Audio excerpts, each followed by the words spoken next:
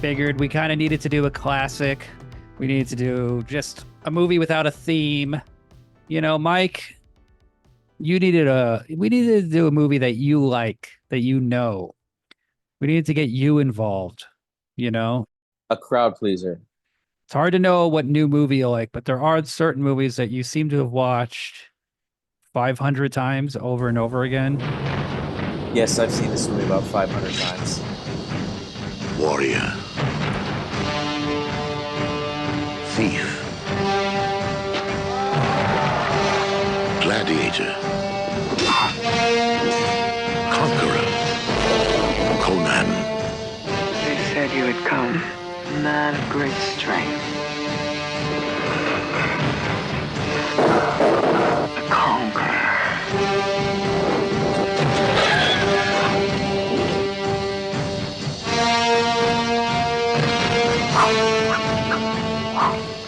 Let us take the world by the throat and make it give us what we desire.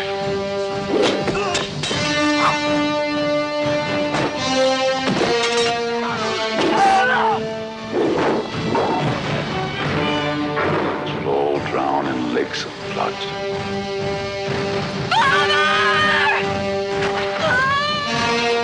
He's evil, a sorcerer who can summon demons.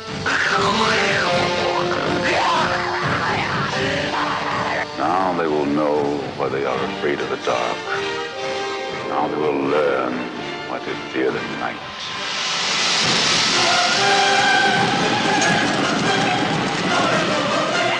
Out of an age undreamed of comes the most incredible adventurer of all.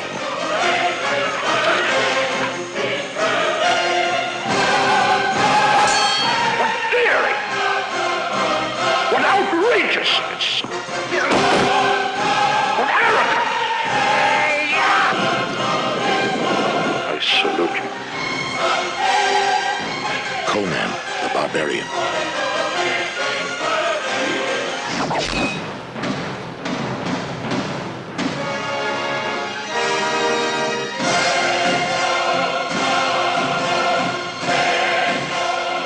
Conan the Barbarian, 1982, directed by John Milius, screenplay by John Milius and Oliver Stone. Now, apparently what happened was Oliver Stone wrote the first version of the script, and then John Milius got hired to direct it, and he's also a screenwriter, and he rewrote it. It feels like Oliver Stone could be a writer of this movie. It's hard to really parse who did what and what is what. But I will say this: do you know about John Milius? Yeah, he did Apocalypse Now, the best Vietnam movie. He also did some other movies I can't name, but yes, I'm familiar with who he is. John Milius is the inspiration for Walter in The Looks Big like Lebowski. Walter. Yeah, that's Okay. true. Yeah. He is one of our great conservative 1970 filmmakers. He is he's a bigger than life character. He's not like these other nerds of the 70s. The 70s is known for the generation is called the movie brat. These are Martin Scorsese, George Lucas, Steven Spielberg, Brian De Palma. These were the first film school generation filmmakers. There were this is when USC, UCLA started having film school in the 60s, and then these guys came into the business in the 70s, and what they were into was making good movies that were just like, they just tried to make the best entertaining, crowd-pleasing movies. They weren't, because there was a thing in the early 70s where it was like Easy Rider. Like, Dennis Hopper didn't go to fucking film school. I don't think he went to college. Like, there was this thing of like, we're going to make these like esoteric, existential bleak movies, Bonnie and Clyde, like they get killed.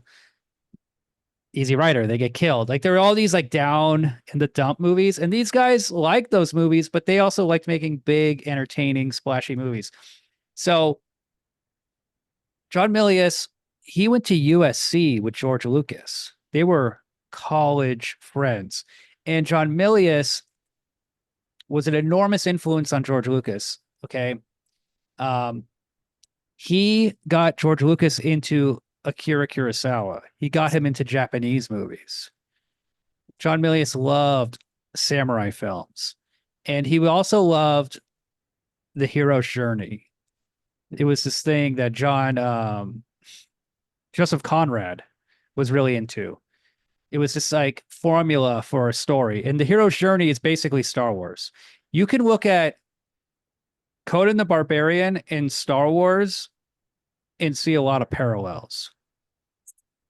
Okay. Sure, that makes sense. There are these beats to the hero's journey. I can't remember any of them because I'm not prepared. So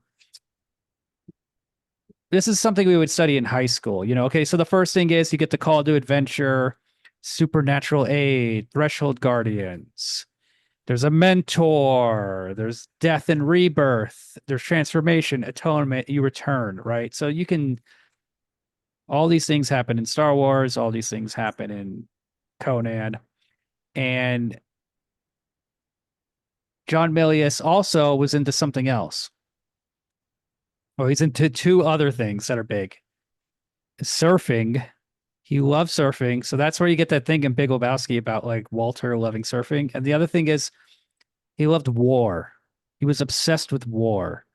And one of the most devastating things that ever happened to him, and the reason why he became a writer, is because when he was like 18, he went to the Marines and he said, like, I want to enlist. I want to go to Vietnam. I want to go on the battlefield. I want to fight. And he's like a big dude.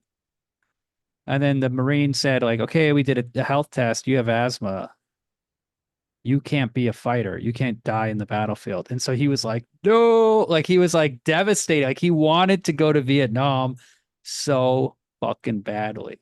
I saw in one of his documentaries that later in life he was thinking about going to France and joining the French Foreign Legion as like a last resort in his, I don't know, probably mid 30s. I think is when the last time he could go, 36, something like that.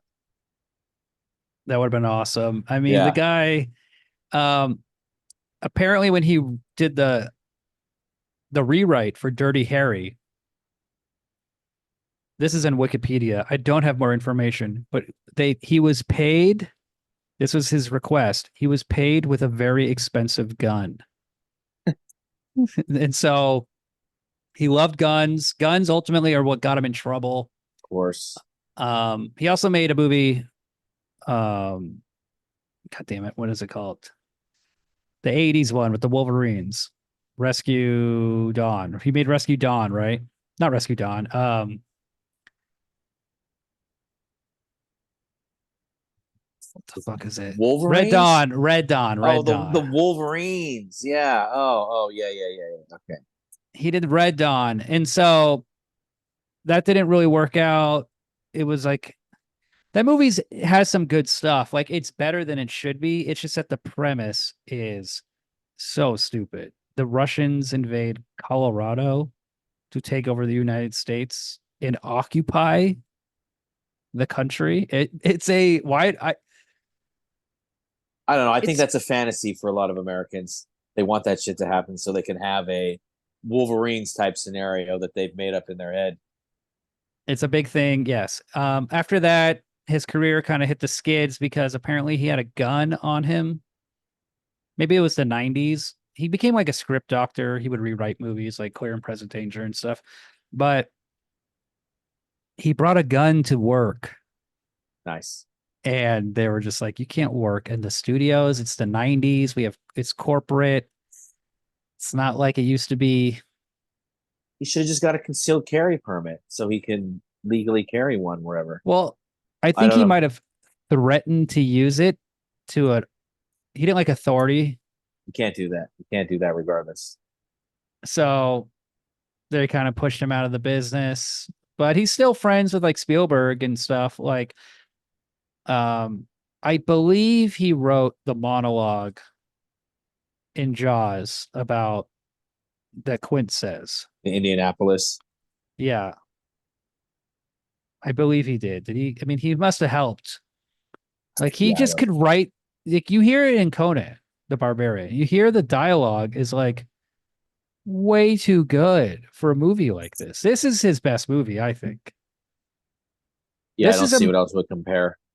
this is a movie where literally every single thing comes together perfectly in a way that almost never happens. I mean, so you get John Milius directing, writing the script, giving the hero's journey, plus you get Schwarzenegger, Arnold Schwarzenegger. And this is his first real good leading role. And it's a perfect role for him. And he kills it for being so early in his acting career. He does great. Yeah, he would pop up in movies in the 70s, TV shows in the 70s. Are you familiar with the TV show Streets of San Francisco? No, I Michael am not. Never Michael heard of it. Douglas. Michael Douglas is in it. It's a San Francisco cop show from the 70s. Yeah, yeah. And it's like Sounds cool. there's an episode where Arnold Schwarzenegger is the like a killer and he's a bodybuilder. And he gets like upset because they're laughing at me. Like the people in the audience laugh at him or something. And he flips out and goes crazy. No, I never heard of it. But everything in this movie comes together. Apparently James Earl Jones as Thulsa Doom was a last minute casting decision. He kills it. Yeah, yeah. I think he's one of the And, coolest villains of all time. Up there with Darth Vader. you know, after watching this, I watched Conan the Destroyer, and that came out 2 years later, and it's just like a cartoon. It doesn't have the richness. It doesn't have the emotional tenor of Conan. It doesn't have the intelligence of Conan. This screenplay, this structure of this movie, it's nearly perfect. I would say this is a nearly perfect movie. I would agree. The only weakness of Conan is that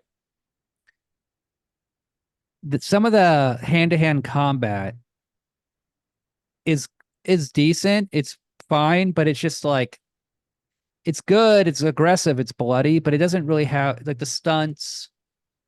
It's kind of hokey. It's not realistic at all. They've gotten better at it. And it's like, Sure, okay. sure. And you know, nothing can be perfect. It's really hard for everything to come together, but it gets very close. I mean, it gets the right things right, which are the premise, the character, the emotion. And the movie starts off with what? Conan and his dad? Yeah, that's the opening scene where they're in mountains and his Oh, I dad's can't hear you. his I'm not on mute. Still nothing? Oh, wait, it's my audio. Oh, okay. I can looked hear at my you. phone. Yeah, I looked at my phone and then my Bluetooth switch. All right. So wait, what were you saying? It starts off with Conan and his dad. They're in the mountains and he's telling him about Crumb, which is actually a part that I had forgotten about being in this movie, where he kind of explains, who Crumb is and all that. It makes much more sense seeing that part of the movie that I guess I had missed before, or maybe I watched a version where that wasn't in it or something. I don't remember that part from seeing it the 500 times I've seen it, but it must have been in there the whole time. I don't know. Maybe this movie got re-edited. Yeah. I remember it opening with the scene where all the bad guys are coming to attack their village. That's what I remember the movie opening with. You see, Mike, the only thing in this world you can trust is steel. Of course. Like lines like that. This is where the movie's brilliant. It's funny. It's like tongue in cheek, but it is believable for them to say that, for his culture to say that. What are they called? The riddle of steel. The Cimmerians or some shit. Oh, not the Cimmerians, but yeah, it's some similar name to that. Oh, there's another thing we should talk about, because the opening of the film is the title sequence where they're making the sword. Yeah. This is Total Recall music. I mean, Total Recall is a copy of this. This is the original. This came out before Total Recall, but that is a sad copy, and it's I think that's I forget who it is. It's some guy who is it James So- Horner? It's like a guy who's been accused of copying scores before. Like a lot of musicians, movie composers, they copy classical music. There are John Williams scores, the guy who did Star Wars and Jaws, that are sound very similar to older music. And it's tough because directors can be like, I like that. I want to use that, right? It works. So You're saying Total Recall is a copy of this movie, not the other way around, right? correct. Yeah. Oh, okay. So then we get to the village raid. Now this scene is just awesome. This is the Double Snake gang. Is that what they're called? Yeah, the Clan of the Double Snake or something like that. And this is like them in their younger biker days. They're more rowdy. They just sort of go in and just rob all the people. I don't know how, but when I was watching this, it looked like a Kurosawa movie. I mean, obviously there's guys on horseback. I don't know what it is. It's subtle, but Hand-to-hand combat.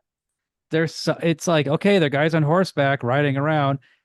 When you watch this, it feels like a Kurosawa movie. It doesn't feel like that in Conan the Destroyer. Because that guy's not it's a different director. I don't know how. Maybe it's the trees, maybe it's the camera angles. There's just something about it that feels like Kurosawa. And then we see Thulsa Doom, James Earl Jones. The sickest armor you can possibly see. I'm really into like costume and armor, and I think this is some of the coolest armor I've ever seen in a movie, up there with Dracula and maybe the armor at the end of Gladiator. All super cool. And this, I think, maybe the tops. I didn't notice his armor at all. The snakes and the double horns and all that, the black armor. You didn't catch any of that? Oh my god! I was looking at his hair. Okay, yeah. His it looks extremely hairdo fake. is the thing that sticks out. He has like Dario Argento 70s hair. He has like bangs in the front, and then it's long in the back. But you know it's a wig. It just clearly is a wig. It's straight. Yeah. And he also is trying to be like, he's doing like gay villain shit. Yeah, he's trying to be like a pimp and a bad guy all in one. But he's like, but there's something sensuous about him. Sensual, I guess. There's something very like pouty. He's like pouty. He's quiet though. I mean, he looks cool. He looks awesome. It's a different performance than Darth Vader. Yeah, definitely. Yeah, that's true. Darth Vader's more.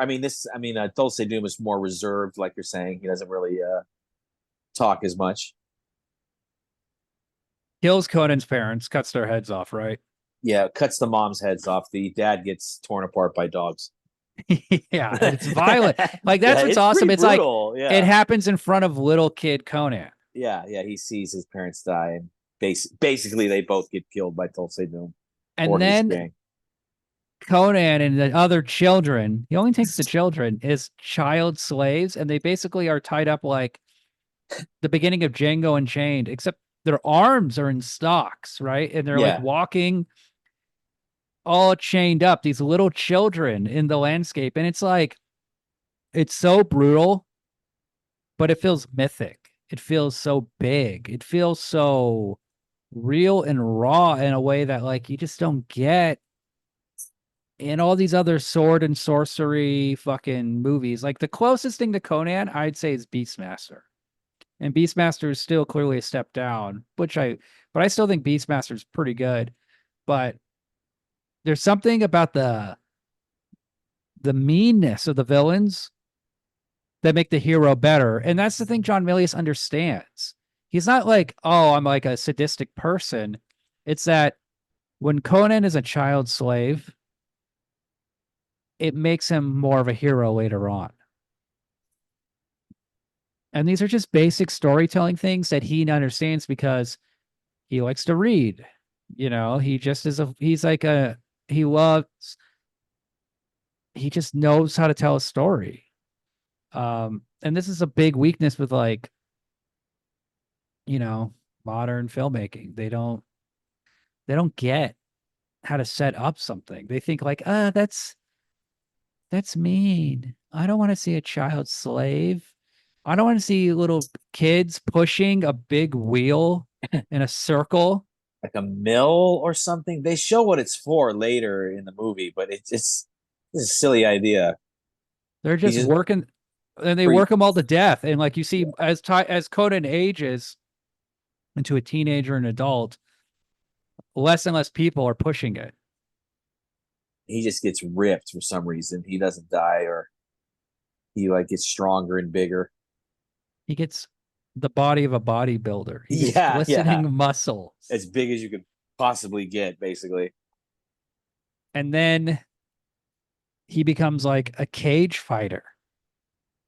And and he goes to these underground betting halls where they're like, it's just like two dudes. More of a pit fighter, but yeah. Yeah, pit fighter. And they're just fighting. And he's like a warrior. He's like a Mandingo warrior, like kind of like Django. I mean, that's the thing. Like, there is a lot of Tarantino loves Milius. There is some like influence of Conan on Django, absolutely. So, Oh yeah, yeah, definitely. Did they ever make a movie together, Tarantino and Milius? no, Eh, no. Thought maybe that would happen. Unfortunately, I mean, I'm sure he just steals his ideas. So, like, why Yeah, pay yeah, him? yeah, yeah. Okay. But it's possible they might have worked on the same movie. So, like, Milius rewrote parts of Hunt for Red October. Tarantino rewrote parts of Crimson Tide. Boat There movies, you go. submarine Yeah, movies. There you go. yeah. They both did a submarine movie. That's close enough. I'm sure they've had dinner Yeah, and drank and fucked. yeah. That's what I was wondering. Did they Unf- give a reach Unfortunately, around, or yeah, John Milius is had a stroke and is nonverbal now, and ah, he cannot be a guest that's rough. on Tarantino's movie podcast. There's a scene in this Milius documentary that came out a few years ago where Steven Spielberg weeps talking about John Milius, saying that the fact that he cannot speak is like one of the most painful things that he can imagine in this world. That great storyteller cannot speak, and he literally starts tearing up. Like they all loved Milius. They all look up to him. Um, everybody just loves the guy, even though he's a fucking maniac. So anyway, Conan's now a pit fighter. He's killing fools. He just beats them up, and he gets like this one guy. Who's this redheaded guy? His owner, you talking about? Yeah, His like slave owner. He's making him a bunch of money too all this time. he's making him money, and that guy's like, I'm going to take him to Asia, and we're going to teach him new weapons and new moves. Yeah, yeah, yeah. And Make him into a warrior. Conan becomes a warrior, and then he also gets some women in his little cage. He keeps Conan in a cage. It's like this 1 bedroom apartment, and he brings in this topless woman, and Conan is a gentleman. He like takes like a fur and he Yeah, like wraps. but he covers her up, right, as like a gentleman, and then 5 seconds later he starts fucking her. He removes the cloth that he gave What are her. you talking about? Yeah. That's a nice guy. He lays her down right there and fucks her in front of everybody like a gentleman. So then there's this thing that happens where like one night the owner just feels bad. Yeah, they never really explain why his owner lets him go free. I mean, like he I'm made him hella glad they money. don't. Yeah, and then he also sheds a tear. Like you see him, oh my baby boy's going out in the world. It just moves quickly, and it's like, yeah, just let him go. Like, I gotta let you go, man. Yeah. I gotta let you go. See, then there's this thing that happens. Conan escapes at night and he's running, and then you see a pack of dogs chasing him. So it's like, well, who sent the dogs? So I guess it's that maybe someone else was going to buy Conan, or someone was going to take Conan, or I thought it was just I didn't wild animals. I thought they were just wild dogs or wild wolves. I didn't think No. that. I thought it was like Oh, escaped slave shit. oh, okay, And they maybe sent the dogs. That's what I thought. that But was the then patty Conan roll, like just a random slave finder. All right, maybe. and so then Conan goes to this little hilltop and he's standing and then he falls down into a pit, into a cave. And what does he find? This is where the beginning explanation with the father in the mountains really made more sense to me. Like before, I'm just like, why the hell would this be Crom, and what the hell's going on here? But his father explains to him how there was this race of giants that live underground and blah blah blah. So here he is underground, and there's this giant skeleton. Makes more sense now. I understand what's going on. It's like is it like a king? Yeah, like a crown? That's what it looks like. That's what it looks like to me. I mean, this is mythic.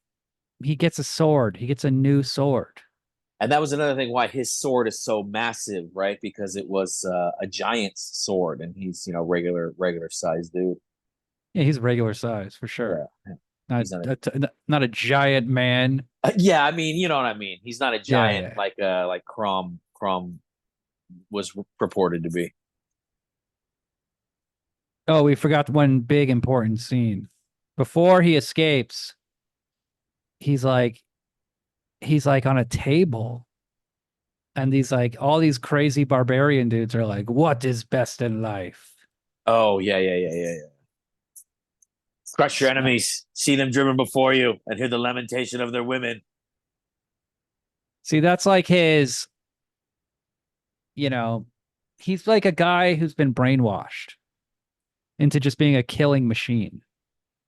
His father, his family, his race are essentially dead. He has no connection to anyone. He's been a slave. Now he's a killer. Now he's a And free killer. He can do whatever he wants, but all he knows how to do is kill. he's free, right? So what does he do? He meets a thief. And then they go into civilization. And they just like eat. You skipped over your favorite part with the witch woman. Oh my God, this is important. This scene's incredible. So, oh yeah, this is before the thief. Okay, so he's walking around, and then there's a witch who's like, "Come inside," Warm yourself by my fire. and he's banging her, and there's this crazy blue light takes over, and then her face turns into a witch, and then he gets freaked out, and he just picks her up and he tosses her in this giant fire, and there's this huge like explosion, and then her ghost flies out of the hovel into the sky. It's one of And the then, funniest things I've ever seen in a movie. and then he just spends the night in that hovel and comes out the next morning all fitted with a new set of clothes, which I thought was kind of funny too. Yes. Oh, It's like it just moves, but it's all practical shit. He gets a weapon, he gets clothes, he needs some food, he meets this thief guy, they go to the city, he gets drunk and eats, and he punches a camel in the face. It's not like he's not motivated now like I need revenge. Right? I'm not gonna go kill the guy who killed my father. He's not even thinking about any of this stuff yet. well, he is asking around about the double-headed snake symbol. He keeps asking everybody where to find that or something. So I mean, I think it's kind of in the back of his mind that he's going to go after Dulce Doom or whoever. All right. He doesn't know who he's going after. You're right about that, but he is definitely thinking about revenge. Okay. I guess, I watched it a few days ago. But anyway, but it's not like the driving force. He's kind of like he also has No, freedom for the first not time yet. because he's been a slave, so he wants to indulge in pleasure and do Sure. things. Yeah. And he has no money, he has no status, and he, like I said, he's been raised by these criminals and barbarians. He doesn't know, he's not going to go settle down and live on a farm. So they end up meeting, what's her name? Sandal Bergen. Yeah, I guess her name is Valeria in the movie. I don't ever remember them calling her Doesn't that, she but doesn't she say like that's the tower with the snakes? yeah. And One of he's like, the "Oh, there's the giant snake tower." one of the merchants talks about it, and then when they're going to raid the thing, don't they meet up? They meet her, Yeah. something like that. Yeah, and then she goes with them. She wants to get inside the tower too. I can't remember why she wanted to get in there, but she was trying to do the same thing they're doing, raid the tower for whatever reason. I assume she's just like a cutthroat or a thief or something. Yeah. She was some sort of thief too, for sure. Some sort of So sneak thief.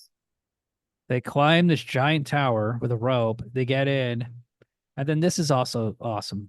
It's like the the bad guys in this movie are like into like cults. They're cults and they're into orgies and they're into just like topless women. Yeah. And they're into having sex and they're into Snakes. being cool, you know. Like this is what you don't get in Star Wars. No one in Star Wars is motivated by sex. It's all love. It's all kisses. It's all Power. chaste. Yeah, Han Solo is not like ever trying to get his dick wet. He's like, you could use a good kiss. Like it's a very, it's like nerdy, you know? Star Wars is for nerds. I don't know if anyone's ever heard that. That's my hot take. So the bad guys in this movie are into orgies or into like stealing Killing girls, people, killing families. child slaves. This is what real bad guys are in. I mean, they're real bad guys. So there's a giant diamond jewel thing, and they're trying to steal that. There's also a giant snake in the base of the pit, and Conan, what? He cuts its fucking head off, he kills it or something. Yeah, he gets shot a couple times with arrows. He just hacks away at it. It's pretty gory. He eventually, slices his head. I don't know if he gets it all the way off, This is like but my enough favorite to part kill of it. this is my favorite section of the movie, honestly, because it's like afterwards they're rich, they have money, they're loaded, and what do? They just get drunk, they just eat a lot.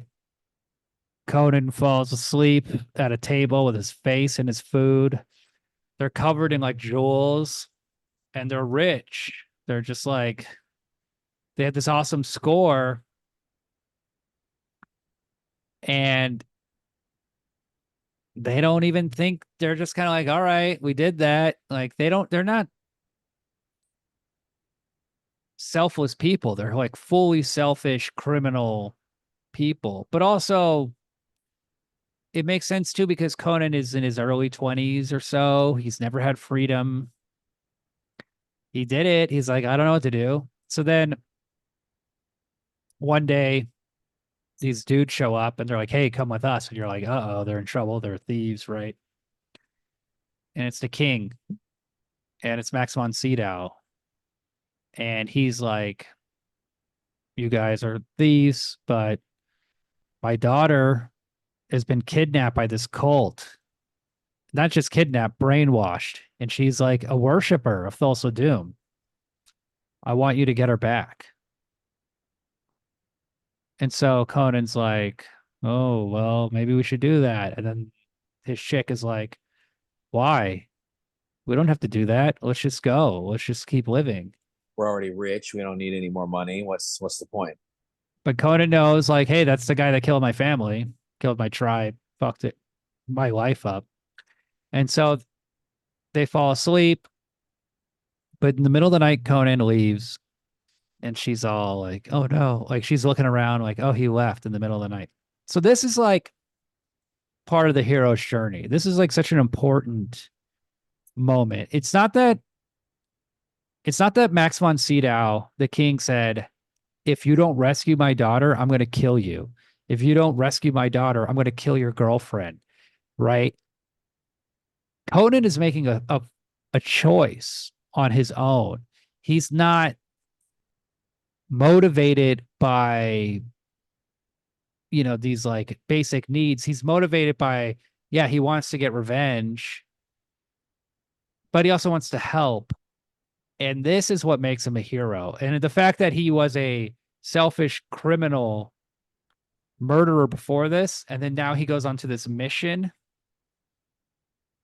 it gives it so much more impact. It's why it's interesting. Like this thing, so many movies today would just make him like a perfect guy. Like he's a perfect hero. Or From they would start make to it cheap. finish. Or they would do like a thing where the girl would be like an 8-year-old. Like it would be something like, of course he has to help. Conan, you have to help. She's 3 years old. Also, Doom is gonna marry her, and like something like, well, I guess I better stop that. Like, of course.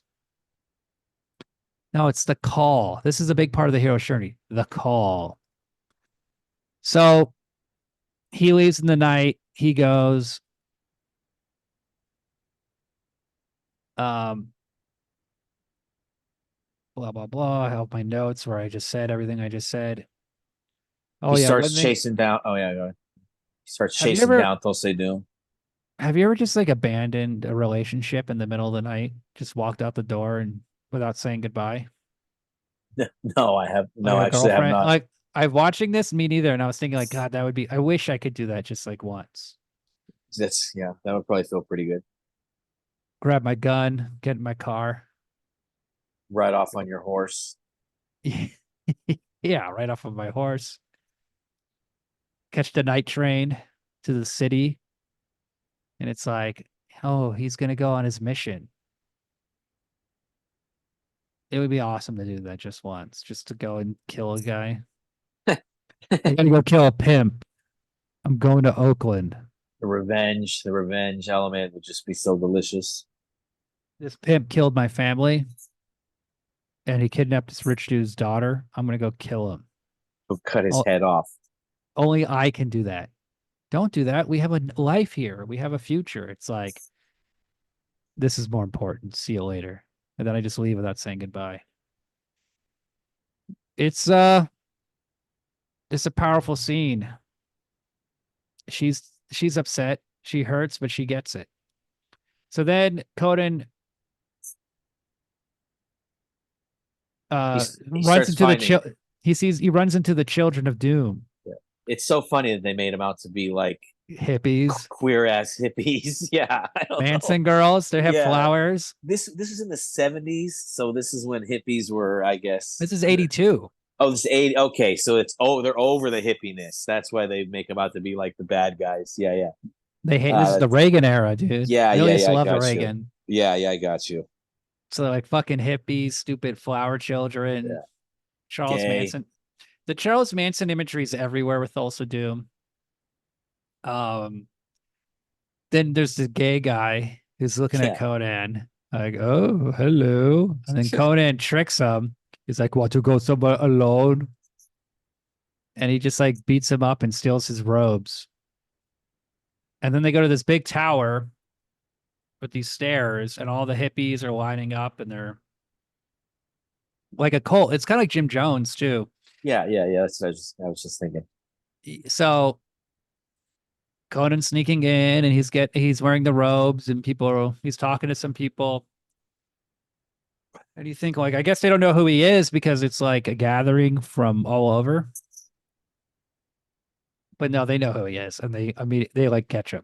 But how did they? I don't remember. Was there a reason that they knew, or they just randomly decided that they were going to know? Like they just picked them out.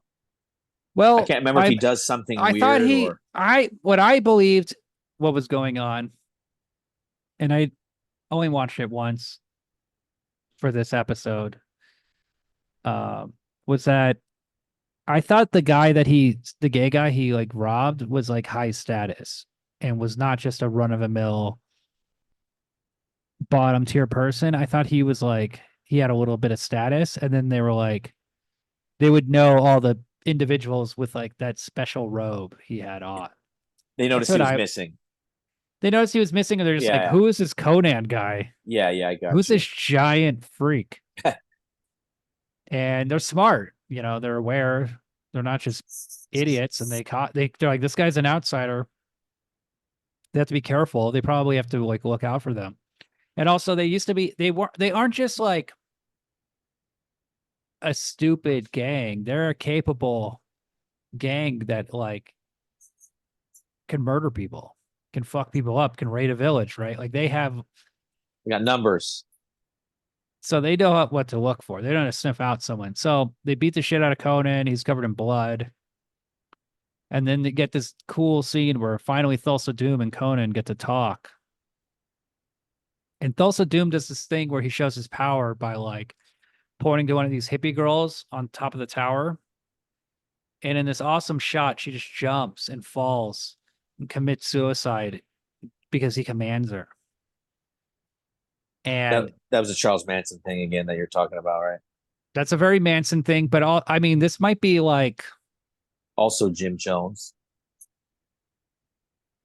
Jim Jones caused people to commit suicide.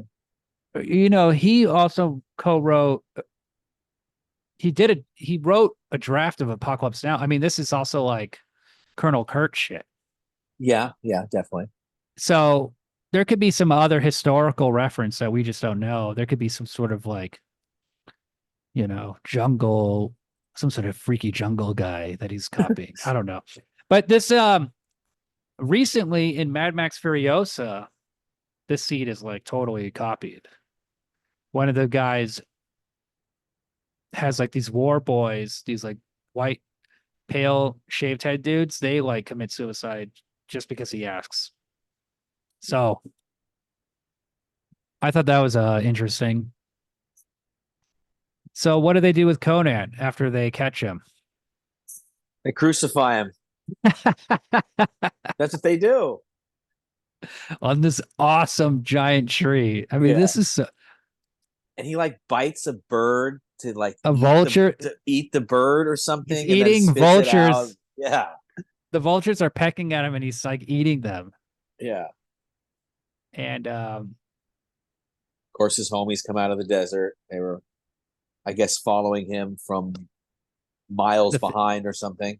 the thief and the chick save Yeah. him. And where do they take him? To the wizard. Back to the wizard. Yeah. So the wizard is played by Mako. He's a Japanese actor. He's the guy in Remo Williams. Did you ever see that?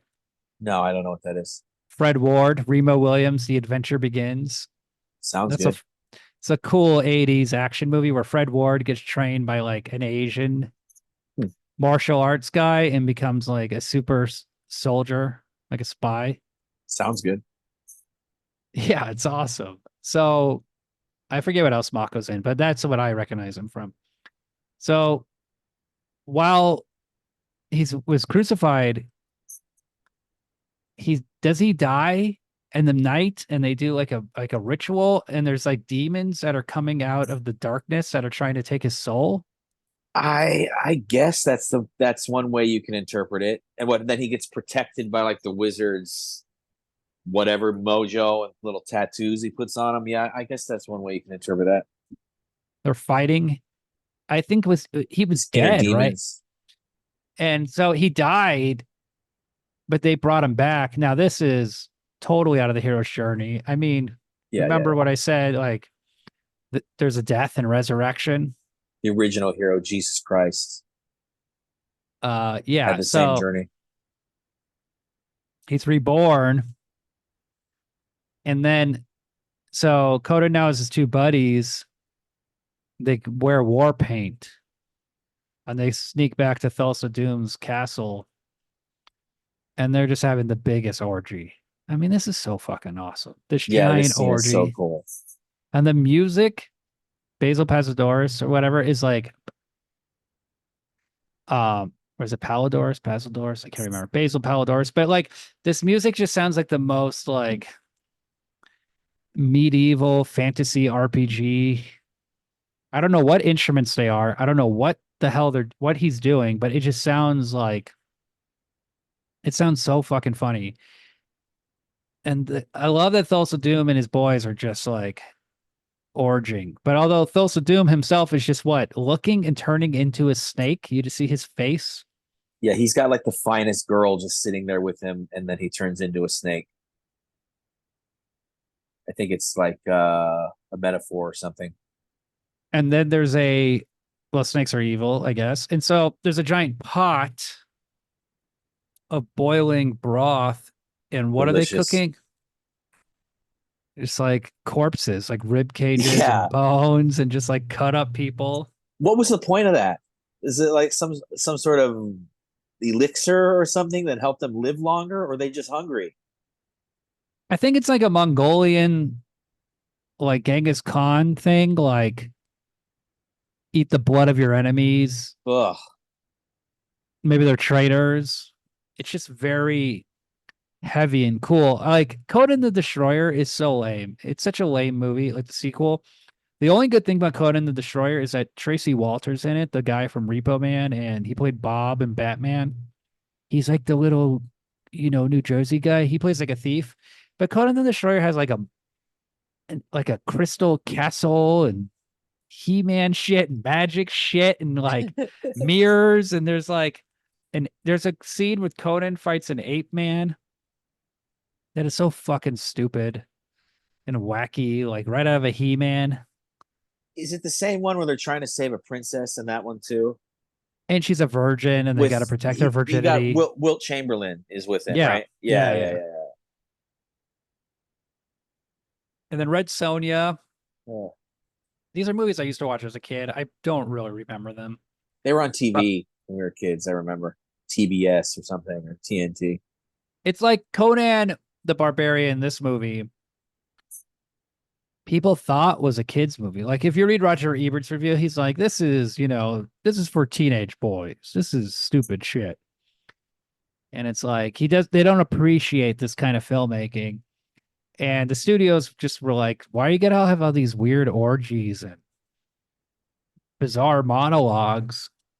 We just need we just need action, and we need comedy, and we need like they just want to make money. So they kind of dumbed down the sequels. In Red Sonja, Arnold Schwarzenegger, when he made Conan the Barbarian, remember this is his first starring role. He signed a 10-year deal with the producer, Dino De Laurentiis. So he made Conan the Barbarian, becomes famous. He makes The Terminator in 1984. Now he's like really famous. He does Conan the Destroyer in 84. Okay. And then I guess like 86, maybe he's doing Red Sonja. He said he was only supposed to do a week on that movie. And then they were like, you got to shoot for like 3 weeks, 4 weeks. And he's like pissed. He's like, this isn't what we signed up for. And then using strategically placed camera angles, they turned his small role into a bigger role. Oh wow, I didn't know that. And he was just pissed. And he's like, okay, fuck this. Contract over. I'm a big movie star. What the hell is this? So it's really fast to go from Conan the Barbarian, Terminator, Commando, Predator. Predator's 87. That's 5 years. I mean, he was on a Hit. run. He was on a run. Yeah. And there's also like Raw Deal in there, and Red Heat is not very good. I wish that movie was better. But they're mostly hits. And culminating, I guess its peak is Terminator 2, which is like 91. Conan the Barbarian, the Terminator 2 is 9 years. That's fucking crazy. That's an amazing run. When I was a little kid, Arnold Schwarzenegger was my favorite movie star by far. Yeah, I remember seeing Terminator 2 in the theater. That was huge. Total Recall. Total Recall is awesome. Like Running Man is awesome. Commando, Predator, Terminator 2. It's after Terminator 2 where things get rocky for him. Like they just stop. Last Action Hero. Yeah, that's like a misstep. That's a corny ass movie. And then Junior. A comedy. Twins was funny, I guess, as a child. Is it a good movie? I don't know. And then it's like True Lies is kind of the last hurrah. And then it's like Eraser. It's like, oh, something's not right here. Eraser. Do you remember Eraser? Yeah, where he's got like the laser gun, or he's got like a special gun that can shoot through Do you, things. do you remember the mafia guys in Eraser? No, I don't. Why were they very corny? Yeah, they're like awful. They're like he gets what is he? He erases people, he kills them. Yeah, he's an assassin basically. No, Like but a don't they lead. like? But doesn't it like? Don't they have like a new life? Oh, I don't remember that So he part. did that to The some twist of it. mafia. He does that to like some mafia guys, and then Uh-huh. at the end of the movie, he needs their help, and they're like, "Hey, we're the mafia. We're gonna stop you, international terrorists." It's so fucking awful. But so Conan and the girl and his partners, they're sneaking around. Everybody's having the orgy. Their snakes are going up. The guy's turning into a snake, and then they attack and they're cutting people and they're fighting and they push over the big old pot and they're fucking everybody up. They grab the girl for the princess for the king and they're riding away. And then Thulsa Doom takes a snake and then he straightens it into an arrow and he fires one arrow and he hits Conan's girlfriend. And they ride and later on she dies and she's like, I guess it cost the wizard said it would cost to bring you back. It cost her life. Why didn't Oh, Thulsa Doom just shoot like three of those arrows at him? I mean, he could have. I didn't understand that. He's got unlimited amount of these arrows, but he uses them so sparingly. because Thulsa Doom understands the power of the hero's journey, Mike. He That's wants to make true. That's true. he gets it, okay? He's co-writer. He's He very dramatic understands. about it. He has that whole monologue there. He talks about the darkness. That's very good. So then there's this big final climactic battle where Conan has the girl tied up on these like stone pillars and they set a trap. But the trap is that what he just hits these dudes with his swords. I guess he has some booby traps he sets up. He kind of like fortifies his position with all those spikes in the ground so a horse can't get at him. Yeah, Yeah. there's the couple booby traps, kind of like Predator. I mean, it's And this, ridiculous. You got to have two guys defeat a fucking army, so they got to make some sort of ridiculous setup. well, they don't just have two guys, Mike, at an important moment, who comes back? Yeah, that's true. True, the girl, and also the Japanese guy does kill one guy too. Valeria comes back and she's like, what do you want to do? Live forever? And now she has like this awesome godlike armor. She looks like She Mercury. looks, yeah, or like what's her name? Angela in like Spawn. She kind of looks like that. Like she has these Oh, yeah. it's Like like the it's like wings, a helmet with wings. yeah, like a This is what Valkyrie or something. this is what I need. She has awesome furs. She's glowing. This is just an awesome scene. And then I guess Conan just rides into the sunset with her, and then there's like a scene of him on like sitting in a chair. Like you don't No, see there's him. way more. There's way more. I don't even remember. He kills Thulsa Doom's two main henchmen, and then Thulsa Doom again does the snake arrow thing to kill the princess lady. Like if I can't have you, no one's gonna have you type deal. That gets blocked by the dude, by the thief. He blocks the arrow, and then Conan goes to Thulsa Doom's lair, cuts his head off. Remember, he cuts like Oh Thulsa yeah. Doom. He sneaks up behind him Thulsa Doom's giving in like a front of all his speech. people, Yeah. Chops his head off. assassinates him, and then Yeah. they're all like, they throw away their flowers, right? They throw all their candles into some like water little pond deal. He was a punk. We've reject him. Yeah, they're over it. They're totally over We're it. Completely. over it. But Like you don't see like thousands of people. you don't see Max von Sydow come back or the girl and him get reunited. It's just No. You just see that he becomes super rich, which obviously is from the money he got from the other king. it's a perfect movie. It really is. I mean, I give it 4.5. I The give it only a. but The only thing for me is the combat. I wish the combat was better, but maybe my review will go up higher next time I watch it. I give it a straight 5. I can't think of any type of person I wouldn't recommend this movie to, and I like it a lot. So I mean, even like some old lady or something, I would recommend this to her. I recommend it to anybody. Would you show your daughter this movie? When she's older, not right now. I mean, she's too young, but yeah, I'll show it to her. Is this movie better than Lord of the Rings? Yes. Way better, really? I mean, Yeah. Are you is this kidding? is this the best fantasy movie of all time? Labyrinth, Legend. There's a lot of 80s ones. Never Ending Story. Neverending Story. Yeah, This is yes. full-blown fantasy. Now, here's the thing. I don't consider Star Wars to be sci-fi. I consider it to be fantasy because it has no real science fiction elements. It's all futuristic in a way, spaceships, but it's essentially a fantasy movie. I would say Star Wars is better than Conan the Barbarian, the first Star Wars. I consider Star Wars to be like basically perfect. The first And they're- Star Wars, A New Hope. I mean, Yeah. the fourth one. It would be the fourth one, I guess. Well, the first one, let's be honest. Yeah, yeah. I mean, whatever. You know, you know what I mean.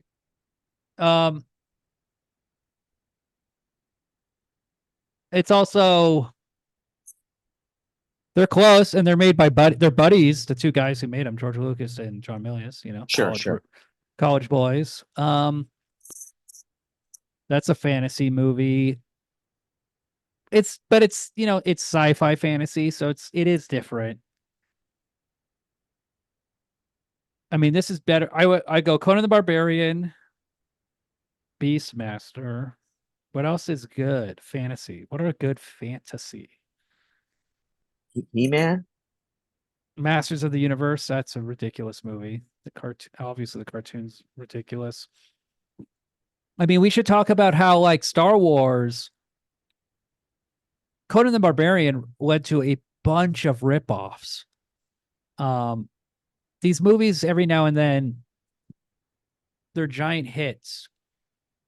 Star Wars, Road Warrior, Conan the Barbarian. They just lead to copycats. Like there's so many Conan copycats. There's like Italian movies. Have you ever seen The Barbarians? This is a ridiculous movie. No, Starring the Barbarian brothers. no, what? No. Do Are you they know like the Barbarian? pro wrestlers or something? They're bodybuilders. Oh no, I'm not familiar with the Barbarians. Let me look them up here. So I'm going to share a little trailer with you. This is the trailer for The Barbarians, 1987.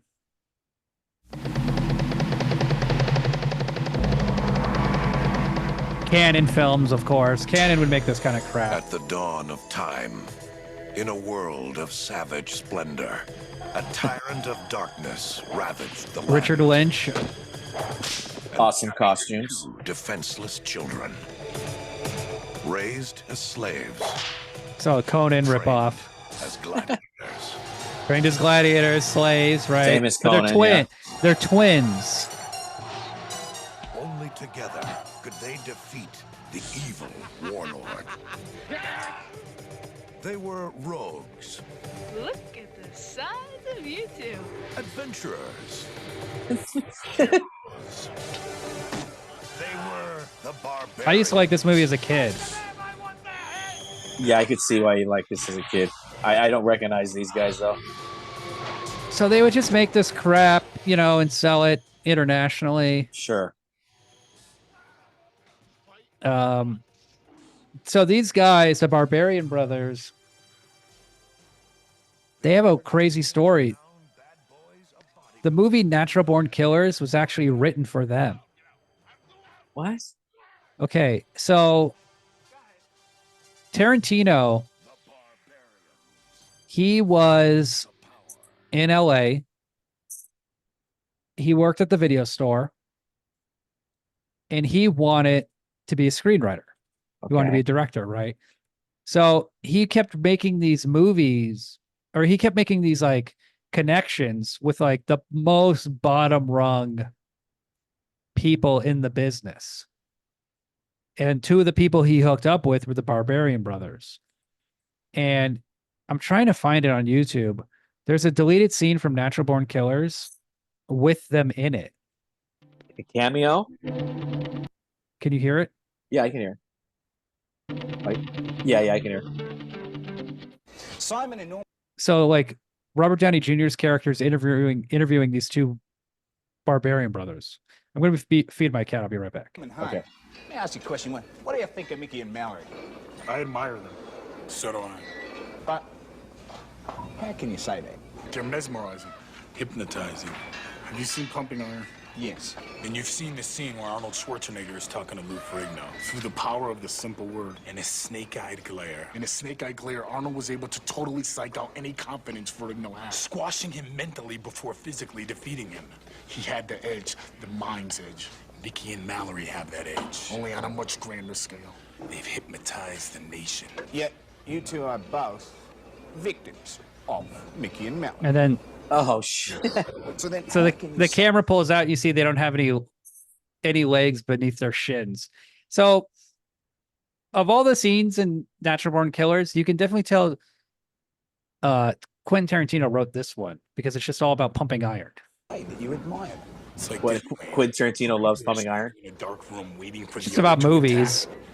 These two people can't see each other, yet they know It's so they're funny this scene got deleted. But this apparently this screenplay was originally going to be about them. or one of them can make the first. I don't know They were- how. Yeah, So, like, they were gonna Tarant- be twin killers. I don't know. I think they were going to be victims, but you know The Social Network? Did you ever see that movie? They pass the edge. No. Oh god, I gotta see a lot of movies. Okay, so when Mark Zuckerberg in real life made Facebook, it wasn't his idea. These guys came to him named the Winklevoss. These I do know twins, them. I know them from crypto. and they were like, they were in Harvard. They're like, we want to make a website called the Harvard Connection, social media for college students exclusively. And then Mark Zuckerberg was like, and they're like, we want you to build it. And he's like, okay, I'll build it. And then he built it, and it was just like, fuck those guys. I'm not fucking giving them any money. Fuck them. This is my website now. He just fucking took it, right?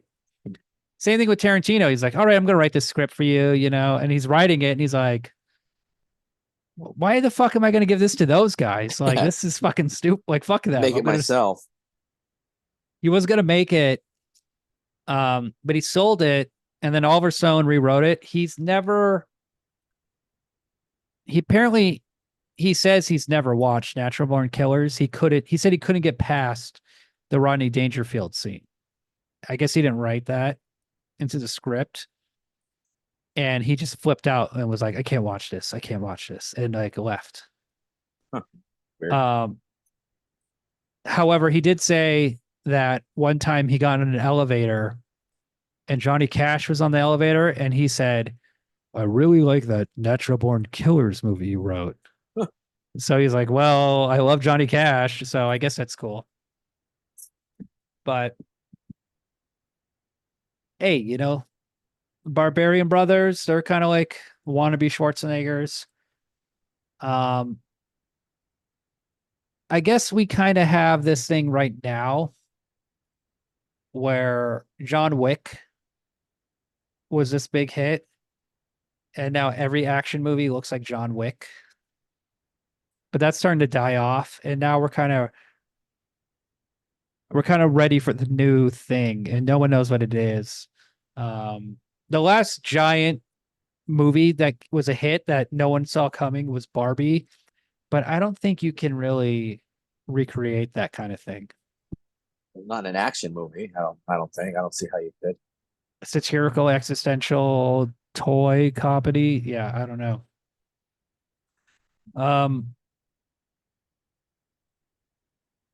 Yeah, I'm trying to see if there's anything else that's funny about John Milius.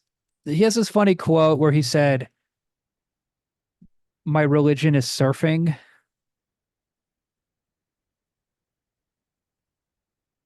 Do you understand?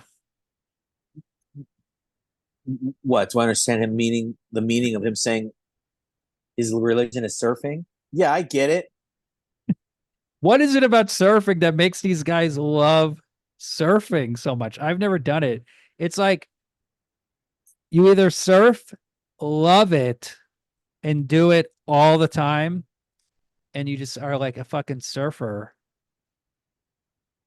There are no. It's real ritualistic. You got to wake up really early in the morning, get all prepared, go out there. You can't have a fucking job, apparently.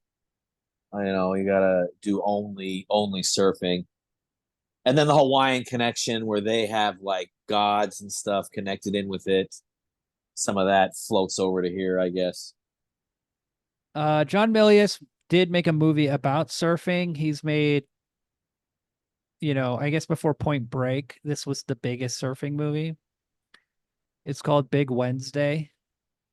Have you ever heard of this film? Is it in Australia? No. Then It no, takes I place haven't heard of in it. Southern California. No, then I have no idea. It's like Big Wednesday, the day you face your own biggest challenge. The day you risk it all. This is a trailer. The day you either distinguish yourself or fade into the crowd. It'll come again. It'll be a swell so big and strong it'll wipe clean everything that went before it. That's the day this board will be written. Okay, it's like the coded sword shit, but with a surfboard. And Leroy. Oh, Gary nice. Busey. They could distinguish themselves. It was their time. They were the kings. I can't make it! Sit down! Sharing the great adventure of Okay. being young together. So this Oh my movie, God. Big Wednesday, I would describe it like this. It's like The Deer Hunter, but about surfers. It is a multi-decade epic, starting off with them as young, free men, having fun, surfing, hanging out, partying. And then decades go by and life gets in the way and they change and they evolve. And some of them become like alcoholics, losers. Some of them join the militaries. Some of them give up surfing. Some of them die. Like it's a epic movie. And it's like, just like Conan, it's so much better than it should be. Like most people watched it were like, what is like, I don't know what surfing is. Because it was 1978, like tits and ass. Like, is this what they're like? No, it's an epic movie about the power of surfing. So it bombed. It was not successful. But in the 80s, they said if you had a copy of Big Wednesday at your video store, surfers would just rent it all the time. Like they loved this movie. And when I went to New Beverly, when Big Wednesday played, it was just all surfers and their chicks. And it was like a big thing for these surfer guys to show their girlfriends this movie. And this happens every now and then. There's like movies that play where it's like a cult movie with like a totally different crowd. And they come from all over to see it. There's a movie I saw called Boulevard Nights. Never heard of this movie. It's a 1980s East LA gang movie. And these dudes are in lowriders and, they're friends. They grow apart. They go in the gang. Some get killed. Some don't, blah, blah, blah. I mean, there are lowriders parked up and down the street. All these Mexican dudes were there. Like, there are these movies, like that, where it's like, I never heard of this. And dudes like dedicate their lives to like, they don't dedicate their lives, but they just like have this connection to it. So if you're really into surfing, check out Big Wednesday. Were these young surfers or like old dudes? All ages. Oh, all right. That's interesting. They're all blonde hair. It's the Puka worst. shells. Cool vibes, tan. Very tanned. Surfers are tan. I watched this other John Milius movie today. It's on YouTube for now. It's called The Wind and the Lion. This is another epic, awesome John Milius movie. Candice Bergen and her two kids are like an English family of like high status in Morocco. And then Sean Connery playing like a sheik, like a, what do they call him? Barber, like a barber. Oh, Berber, A B-E-R, Berber. yeah. A Berber. He kidnaps them. He kidnaps them. Awesome action scenes, super epic. John Milius, of course, loves Teddy Roosevelt. So Teddy Roosevelt has this like giant part of the movie where you're constantly seeing Teddy Roosevelt be awesome. And John Milius loves guns. So there's a big thing in the movie about like the Berber guy, Sean Connery, and Teddy Roosevelt are both obsessed with like, what kind of rifle does he have? I've never heard of that rifle. And they just like, they want to go on the battlefield, like, and fight, although they never meet. You know, is it time for us to buy cool guns? Will I become a warrior if I have a cool gun? I wish. I can't own guns, but I wish I could. They are cool and they are fun. What is our battle for men like us, Mike? What do we do? Call of Duty, a World War III type situation. Warzone. Yeah, basically. This is the thing. That's all we got. Like, of course, if John Milius went to Vietnam, it would not be a glorious battle like he imagines. It's a, of course, it's a nasty, disgusting guerrilla warfare. Might get horribly injured or horribly disfigured with horrible machinery. Helicopter. You also might just get some totally innocuous job like unloading planes or, you know, cooking food or something. You're not going to be this hero that you think you are. Maybe you'll get to surf. Yeah. Obviously, in Apocalypse Now, that's his big contribution. Yeah. Now I see what you're saying there about the surfing. But did he himself surf, or he was just obsessed with surfing? He could surf. He loved to surf. He loved to surf. I feel like in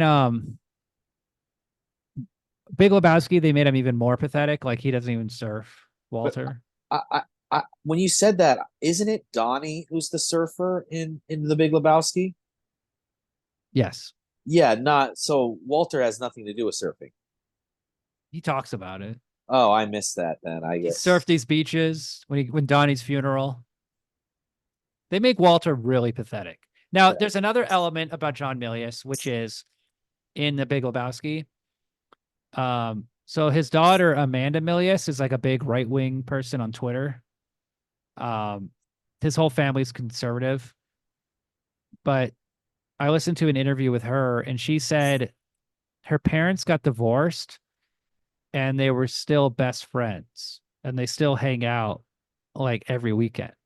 So that thing in the Big Lebowski where he takes care of his wife's show dog. Yeah. That's like a little nod to like John Milius.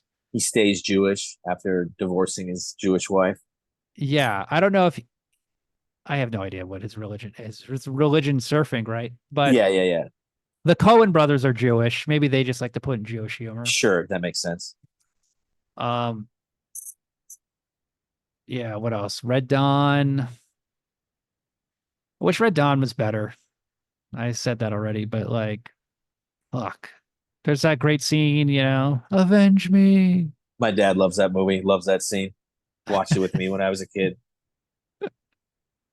I was hard on you boys, but now you know why. That's a depressing movie. Yeah. It's not like the Russians invade. They gather all their weapons and they just kill the Russians. No, it's like months. It's like it's reverse Vietnam. It's that the Americans hide in the woods like the Vietnamese, and then the Russians are occupying. Yeah, and then we went to Vietnam, of course. For me, the craziest thing about Vietnam that I learned was when we went to the North Vietnamese tunnels, the Chu Chi tunnels, and they were showing us how the guerrillas would fight back. When they told us that the North Vietnamese would sit on the ground with a rifle and shoot into the sky, and they could hit a plane with a single rifle shot. That was like the craziest thing. Because it's just like if you have no resources, but you use everything you can to the maximum ability. That's like the most. North Vietnamese had no air force. They had to figure something out. They had to figure out how to shoot down the plane somehow. They didn't have any planes. They maybe had some support from China, maybe, but I don't think the Vietnamese army had any sort of airplane or artillery or tanks or anything. It's I can't believe we lost that shit. How? An entrenched insurgency trying to protect its own homeland is, how are you going to fight that? And then where were they going to go? They're not like Ukraine. Right now, they say they're spilling into Europe, right? They're refugees. Vietnam, you're surrounded by fucking Cambodia, China, Thailand. Nothing. Where are you going to go? Yeah, like you said, nothing you can do. You go to The China. South Vietnamese fled. China doesn't want them in their country, so fight a proxy war there. Fuck, dude, war. What is it good for? We got to get into a good, clean war. What was was there any good American war? Revolutionary War? That's probably the coolest one. What do you mean? Just involving America? The Mexican-American War? Was the Mexican-American War good? I believe that's how we got all that territory, I watched a video. I tried to watch a video about the history of the Mexican-American War, and it was like Mexico was just in complete disarray. Yeah. And they could not coordinate all this territory and all this leadership. Just bandits running around into each individual bandits. So we just got Texas and New Mexico and like Southern California, I guess. We should have taken Baja, all that coast. That was part of it. That was the plan originally. I saw something online about that. I think it was Baja. Polk had planned on that. Baja would be like our Florida. Yeah. Oh, yeah, totally. It's a long peninsula. It's crazy they have two peninsulas like that on East and West Coast. World War II, that's our last great war. Yeah, the Korean War was not really very good. No one ever remembers that one. The problem with World War II is that you're just cannon fodder. I mean, I don't like, my grandparents were veterans of World War II. I can't believe they survived that shit. Yeah, mine also. I don't have any relatives that died in World War II, but I have but they 5-6 people that served. Everybody, and they were all Pacific. They're all later. Everybody in my family. They're all like Hawaiian or Japan. My stepfather, his father was in Iwo Jima. He survived. But all my family was 442nd, the Japanese regiment, most decorated or something like that. It's crazy. Well, all the women were interned. All the men were off fighting for the U.S. Yeah, I don't really know what John Milius is thinking, saying like war is glorious when you're just getting machine gunned. Yeah. You're just an army of people marching up a hill getting machine gunned. It sounds cool in your book that you're reading, but whatever. All right, Conan O'Brien, Conan the Barbarian, UHF.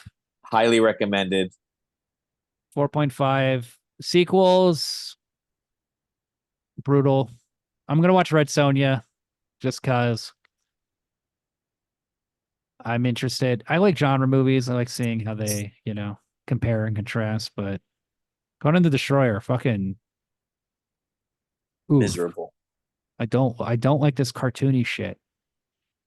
I would love to see something like Conan the Barbarian, like Star Wars. I want to see an R-rated Star Wars, boobies. I guess it's Total Recall, Starship Troopers. I don't know. John Milius, I hope you listen. I hope you love it. Get better, buddy. You know, I don't know what movie we'll do next week. You know what movie I want to do? What's that? Thinking about this one, Quest for Fire. Oh man, I haven't seen that in a long time. That's another great. That's kind of like this. They're kind of like barbarians. They're cavemen. They're into. Right. They're horny. They're into rape. They're into not sex. Neanderthals, but they're Cro-Magnums.